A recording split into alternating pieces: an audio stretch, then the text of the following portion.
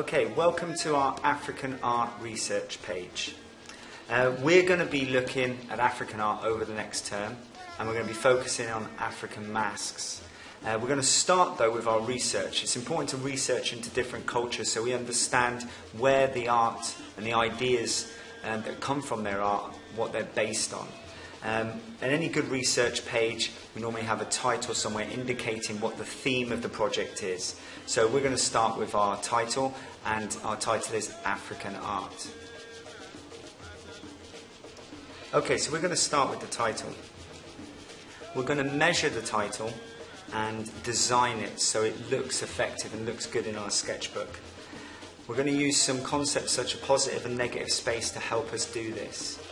If I put the ruler down here, you'll be able to see that the spacing of the lettering is the same, and it's 3 centimeters for each letter, 3 centimeters across. So the space here is 3, 3, 3, 3, and so on, and it's 4 centimeters down.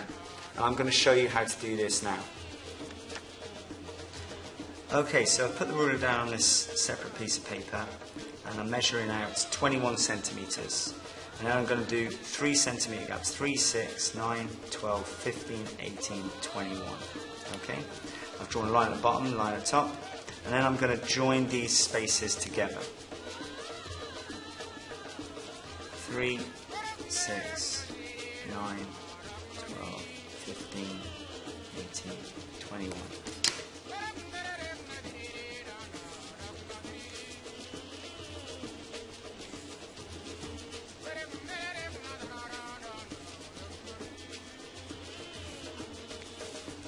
This is going to give me even spacing for my lettering. I'm going to start with the A, and I'm going to use an idea of positive and negative space. When we draw an A, we often draw an A so that we focus on the positive space, we focus on the lettering. I'm going to try and focus on the negative space, which means I'm going to focus on this space here and this space here. And if we focus on them spaces, them windows if you like, then we're going to get a more correct measured letter. So we know that our gaps are 3 centimeters, so I'm going to just make a mark on 1 and 2, so I know that each of the legs are 1 centimeters each. I'm going to come up and I'm just going to draw a rectangle. And I want this gap here to be roughly equal to this gap here, so my lettering looks measured and well designed. And then I'm going to draw, I guess in a way, a little window. So I've not drawn an A, I've actually drawn a rectangle and a little window. But when I trim off the edges here and here, I start to get the letter A. And this is using an artist's trick of looking at the negative space to help us design the letter. And the negative space is the space here and here. Obviously we're used to looking at the positive space, which is the actual lettering. Okay, if we come back to my title that I've designed here, you can see where I've coloured in the negative space here, which was yellow that I did before, and same here. So I focused on this sort of shape, okay, just cutting out an F. This little window for the R, making sure this was diagonal, and this little window here. The I is very easy, we get the A again, and just two triangles really to do an N. N can be very tricky, but if you just focus on these negative spaces, it makes it much easier to do those tricky letters.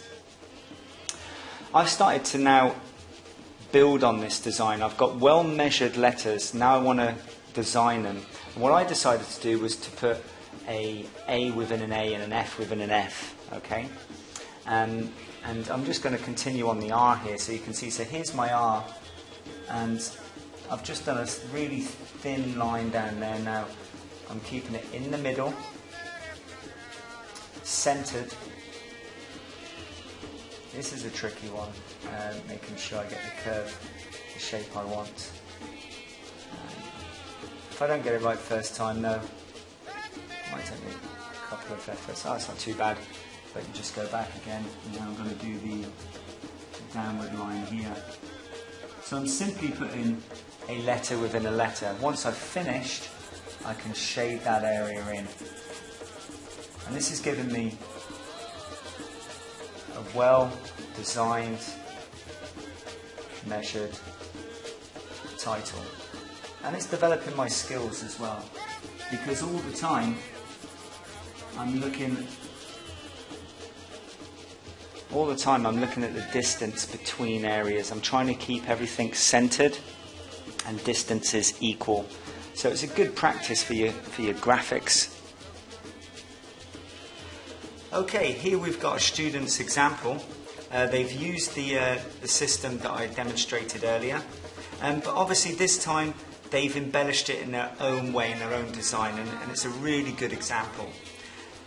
They've used colours, but they've kept a colour scheme, okay, so they haven't just thrown all the colours of the rainbow at it. Predominantly we've got this sort of reddy brown colour that's kind of indicative of African art, if you like, so that's the major colour, and then they've put designs and patterns from African patterns into their lettering. So this is a really good example. Not exactly the same as my pattern that I used, but that's fine. They used the system to make sure their letters were measured, and then they changed it and added their own creativity to the title. If I show you this next one, here they've still actually used the same measuring system. I can see that the letters are almost equal, okay? But they've curved everything a little bit more. It looks a bit more like bubble writing, if you like, which is fine, but again, the letters are measured and well designed. They've again used this sort of browny colour, an African colour, if you like, but they've embellished it with, again, African patterns. So slightly different approach, but equally effective.